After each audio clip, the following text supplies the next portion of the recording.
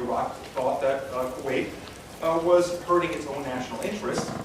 And furthermore, Iraq had loaned Kuwait had loaned Iraq enormous amounts of money to support them in their war against Iran. And they wanted their money back after the war ended in 1988. And Kuwait and Iraq essentially said, we're not going to pay you back. We're not going to pay you back, A, because you're hurting our income from oil, and B, because we fought that war on behalf of Sunnis in the rest of the Arab world, like Saudi Arabia and Kuwait, both of which are dominated by Sunni monarchies. And therefore, we are under no obligation to pay you back. And that ultimately gave rise to the war. I don't want to go into too much detail on that. Suffice it to say that OPEC has had a spotty record in terms of how successful it's been. Other cartels that have been attempted, such as coffee cartels and sugar cartels and so on, have been far less successful. In fact, have had no success. The reason for that is fairly easy to understand. There are only about half a dozen major oil exporters. And if you can manage to organize those, like Saudi Arabia, Venezuela, Nigeria, and so on, the fact that there's others outside of that that are lesser producers doesn't necessarily undermine completely the efforts of the cartel. In the case of coffee, there are dozens of countries that produce coffee, and therefore organizing a cartel is that much more difficult. And of course, organizing cartels, like organizing anything in the international system, functions on the basis of the paradox of the free rider. Yeah, go ahead and organize your cartels. I'm not going to contribute to it, but I'll still benefit from the higher prices for my exports. And every country is essentially in that position. I'm going to benefit from the efforts of everyone else curtailing their exports and therefore pushing up the prices. But I'm best off if I don't curtail my own production and take advantage of those larger, higher prices anyway.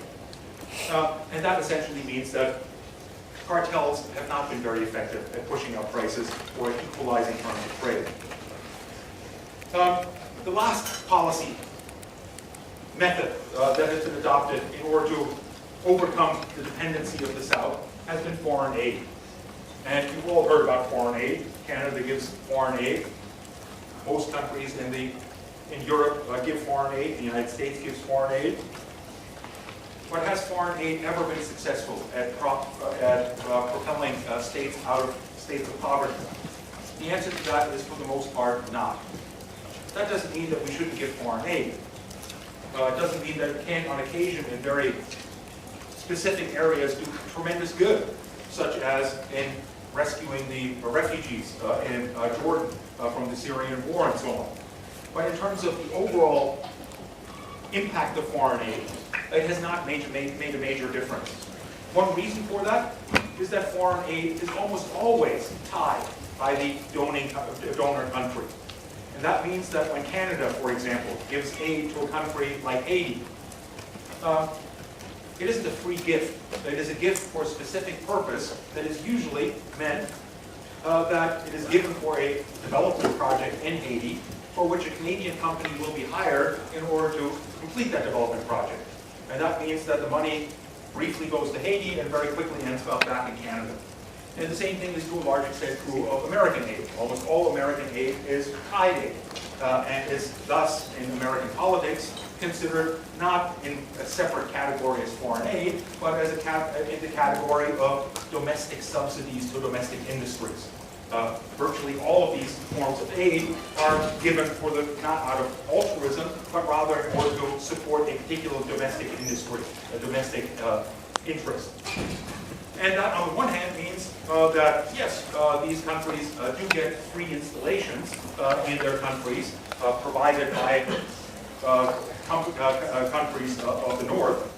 But whether these are necessarily entirely appropriate to the context in which they're being built is of secondary concern when the aid is given and when the money is spent. And that means that there's an awful lot of white elephants standing around that have been built by aid money that really didn't fit into the development plans of the country in which they were built, but were accepted essentially because they were free. Didn't really make much of a difference in that regard. That brings me to the next major set of policies that can be adopted in order to deal with these situations, and that is globalization. globalization has been promoted, in particular by Western countries, as the solution to the situation of developing countries. In other words, that developing countries have to integrate themselves into the global economy as best as they can in order to take advantage of their comparative advantages. And that globalization creates enormous opportunities in that, insofar as it is taken seriously by the countries of the South as well as the North, it creates a single market, a single unfettered market, in which capital can flow and in which materials can flow to the places of greatest return and greatest need. And that this ultimately will equalize the relationship in that drastic differences in pay scales, for example, can't be sustained if there are not tariffs to protect the countries that pay their workers more. If capital could flow freely anywhere in the world, why would a capitalist want to invest their money in a rich country where they have to pay workers $25 an hour when they can invest in a poor country where they can pay them $25 a week? The answer is fairly obvious. There is no reason why they would do so. And thus, many opponents of globalization in the first world have argued that globalization amounts to a race to the bottom, in which the privileges of the first world will become unsustainable. And indeed, we are seeing that. We are seeing that wages in the first world have been stagnating and going down in absolute terms over the last several decades in the context of globalization. Large amounts of manufacturing industries have been dismantled in the United States in particular, but also in Canada, and simply moved to low-wage areas like Haiti, like Bangladesh, and so on and so forth. And thus, standards of living in the first world are declining. Are standards of living increasing in the third world by an equal measure? Well, some would say they are. Certainly, India today has almost, or probably has more billionaires, certainly than Canada, but almost as many as the United States. So there are standards of living that are going up in parts of the world. But overall, the picture is not particularly pretty. So even in India, which has developed tremendously on the basis of globalization, of access to foreign markets for their exports. India today has more people living in abject poverty, in absolute poverty, than all of sub-Saharan Africa combined. Meaning 700 million people in India live on less than $2 a day in abject poverty. And that basically demonstrates that whatever benefits globalization has produced are rather uneven. Now, how do we define globalization, and how do we conceptualize it in a bit greater detail? Globalization has been defined as a social process in which the constraints of geography, of social and cultural arrangements recede, and in which people become increasingly aware that they are receding. This was offered by Malcolm Waters. Robert Cox, from a Marxist perspective, defined it as a situation in which capital views the world as a whole and locates production processes at points of greatest cost advantage. Obviously, there are two very different definitions, and put emphasis on very different aspects. A social process by which the constraints of the geography on social and cultural arrangements recede is not particularly threatening to anyone. However, one in which capital views the world as a whole and locates production processes at points of greatest cost advantage points in a very different direction. Certainly, cost advantage include things like labor, cost of labor. But they also, as we noted with regard to what's happened in Bangladesh over the last couple of years, relate to things like regulations over work conditions and so on. And in essence, they're going to go and invest in places like Bangladesh and Haiti, where those kinds of regulations are virtually non-existent, or insofar as they are existent, they're simply not enforced. And that reduces their costs drastically. And once they've invested in a place like that, of course, these companies have a strong incentive to maintain that situation and not to increase regulations and increase their costs. Now, when did this process begin? Again, there's debates about this. Emanuel Wallerstein argues that we've been in a globalized world since 1492 to greater or lesser extent. Others have argued that it has come with the industrialization of England in particular, in which England became the workshop of the world, in which for all intents and purposes, there was a global division of labor that emerged out of that, rather than various local divisions of labor. But in the field of political science, overwhelmingly, the consensus is that globalization is a process, as it is talked about today, that began in 1989 to 91 with the collapse of the USSR, in which a globe that was dominated by two modes of production, the one created by the Soviet Union and the one of the Western economies, was replaced by a globe in which only a single mode of production, that of liberal, democratic, capitalist industrialism, survives. And that in essence, the constraints that were imposed by the separation between the West and the East, and that were removed by the collapse of the Soviet Union, have created a single economy.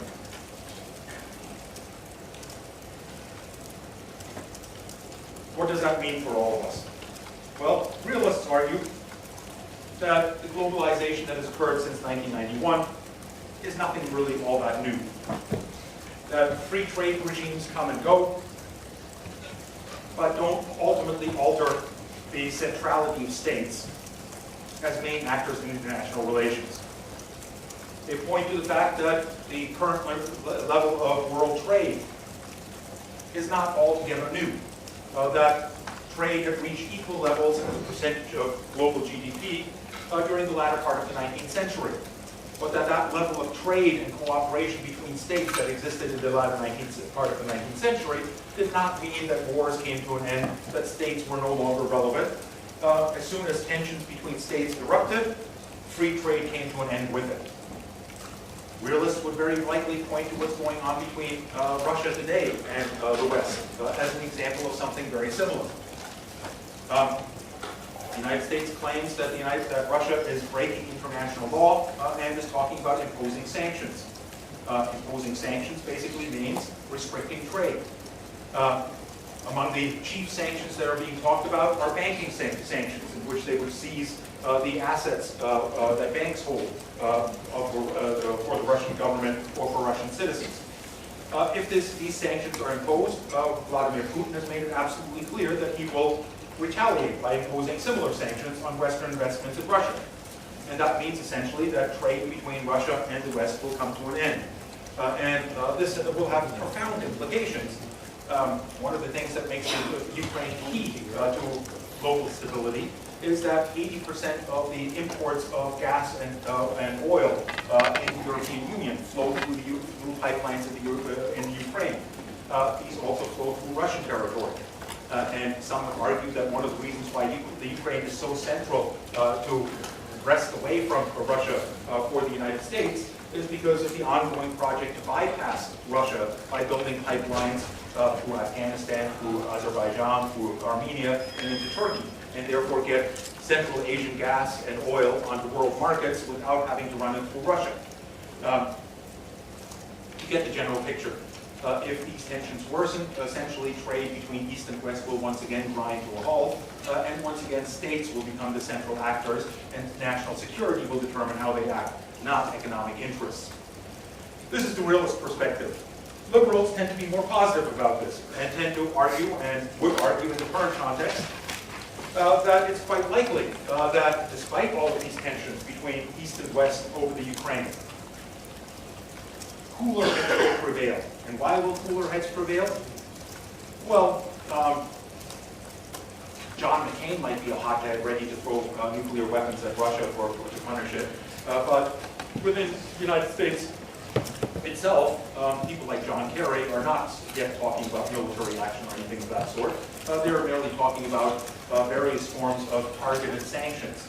Targeted meaning targeted specifically not to disrupt the overall trade relationship, but simply to put pressure on the group around President Putin to get him to back off. Whether that will work or not is an open question. But even the mention of sanctions has created strong alarm in Western Europe for the reasons that I just mentioned. The first victim of such sanctions would be Germany. Now, luckily, the winter is likely to be over by the time these things play out, and consequently, Germans won't be freezing in the cold, at least not for a few months. But nonetheless, their industries all rely on this import of energy sources from Russia. And their economy would go into a tailspin if that were cut off overnight. 5 years down the road, they might be able to develop alternatives, but in the short term at least, it would create considerable problems. And that means essentially that there are enough, another way to put it is that sanctions imposed on Russia would certainly hurt Russia, but it would also hurt the West. And that means that both the West and Russia have every incentive to try to avoid them. And the fact that they've gotten so complex and interdependent means that they have a strong incentive to try to deal with this situation by passive means, not by going to war. In that regard, they are simply more hopeful, although they certainly don't deny the facts that realists point to. Marxists, not surprisingly, conceive of globalization as a continuation of imperialism and colonialism, in which merely the nature of the institutions that exploit the developing world has changed from being one in which governments were directly complicit in the exploitation of lesser developing countries to one in which that role is overwhelmingly played by private institutions like multinational corporations, not directly tied to states. But beyond that, there's not a heck of a lot of difference. Feminists, of course, also have pointed out that women play an increasing role as being exploited in the context of globalization. And that is very evident in the kind of sweatshop operations that exist in places like Haiti and Bangladesh. But it is also evident in the horrendous role that women have been forced into in many parts of Eastern Europe and Russia in the trade in prostitutes internationally and so on. So feminists are, for that reason, highly critical of globalization. Now, where are we in terms of globalization? Well, if we talk about the mobility of people, the constraints of geography being removed, one way of understanding the differences in terms of interpretation is that when we look at the free movement of materials and use that as a primary consideration, then Wallerstein is probably right that globalization has been with us since 1592. The same thing is probably true with regard to the free movement of materials, of products, with some constraints, technological constraints. So, for example, one of the chief exports of Central America today. Anyone know what the chief exports of Central America are? TVs. Well, TVs, yeah. I wasn't really looking for that. I was looking at the more traditional exports but yes, you're right. Yeah. Such as shares and coffee. Sugar, coffee, and the term I was looking for was bananas, because Central American states were described as banana republics throughout much of the 20th century because of their huge dependence on exports of bananas from companies like Dole, the United Fruit Company, Chiquita, and so on and so forth. Bananas in the 19th century were grown not for export, but rather to shade the coffee bushes in coffee plantations. And they were useful in that regard because not only did they provide shade for the coffee trees, but they provided food to the local workers. They weren't exported for the simple reason that there were no refrigerated ships able to get them to markets before they rotted. And that meant essentially that until refrigerated ships arrived in the 20th century, they were an extreme luxury good in North America, not a common feature on grocery store shelves. So in that sense, materials and products have some limits. The same thing was true of beef exports from Argentina. During the 19th century, it took the exclusive form of beef jerky, largely because the beef would be rotten by the time it got to Great Britain in any other form. So in that sense, technological advances have certainly increased the mobility of materials and products, but that's not altogether qualitatively new. The free movement of information is something that has really exploded in the last century and a half, and in particular, in the last 30 or 40 years, through the internet, and has drastically transformed the nature of globalization to make possible things that previously were not. And that's in part because of the combination of the free movement of information and the free movement of capital. Today, capital can flow across borders fairly readily in this globalized market, and that has allowed for the diffusion of production into numerous different countries, such that when you buy an Apple computer, it might be put together in North America, probably isn't even that, but the software is probably produced in India, much of the hardware is produced in China, many of the chips that are produced in Indonesia, in various sweatshop operations in Indonesia, and all of these components are brought together in whatever the assembly plant, wherever the assembly plant currently happens to be. That is possible only insofar as there is the ability to coordinate all of these activities across borders. And the ability to coordinate these activities across borders depends on the free movement of information. And thus the kind of globalization of multinational corporations that we're seeing today really dependent on the technological innovations of information technology, of the development of computers. The last consideration is the free movement of labor. And that, I would argue, is the one thing that is clearly missing from the overall globalization. If there's one thing that is still very strictly restricted, or very definitely restricted, it's the free movement of labor across borders. There are some exceptions to that. If we look at the European Union, for example, and to many, the European Union is a smaller scale model of what globalization on the global scale might eventually look like, where states simply disappear in a free trade environment. Well, the ultimate goal of the European Union is to create a single European citizenship and free movement of everything, including labor within the European Union. Are they there yet? Well, technically, Greek citizens are European citizens, and they're free to work in Germany, France, and Italy, and Spain, wherever the heck they want. And Germans are free to work anywhere in the rest of Europe, and can certainly get jobs in Greece if they choose to. Or can they? Well, the answer is, on paper, they can. In reality, it's a little bit different. The reality is a bit different because there is still a considerable amount of progress to be made for Greek medical schools to be recognized by the German universities. And thus, a Greek doctor can simply take his medical degree and go and start practicing in Germany without getting the recognition from those local bodies. The most obvious component of that, of course, is try getting a job in France if you don't speak French. Try getting a job in France if you speak Quebecois French. I mean, that would be difficult enough. But if you're solely a German or English speaker, you can just about forget it. Nonetheless, the policies of globalization have become described increasingly in international relations as the Washington Consensus. And the Washington Consensus consists of a set of policies that are notably being applied very definitely to the country of Ukraine as it is being removed from the Russian sphere of influence, include an emphasis on trade liberalization, free trade, not surprisingly, interest rate liberalization, interest rates change in accordance to market considerations, fiscal discipline, meaning a focus on maintaining a low level of indebtedness and paying off existing debts.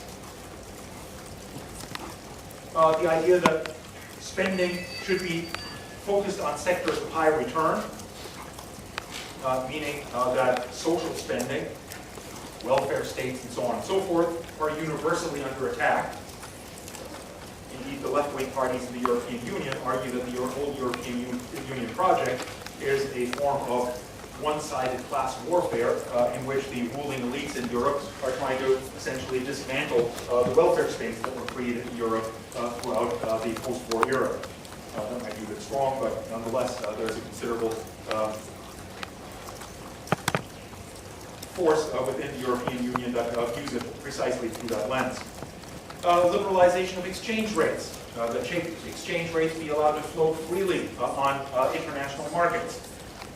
That markets be open to foreign direct investments. In other words, that multinational corporations be encouraged to invest as much as possible in countries to stimulate their development. And beyond that, privatization, the dismantling of state-owned enterprises, deregulation, and as we discussed a few lectures ago, an emphasis on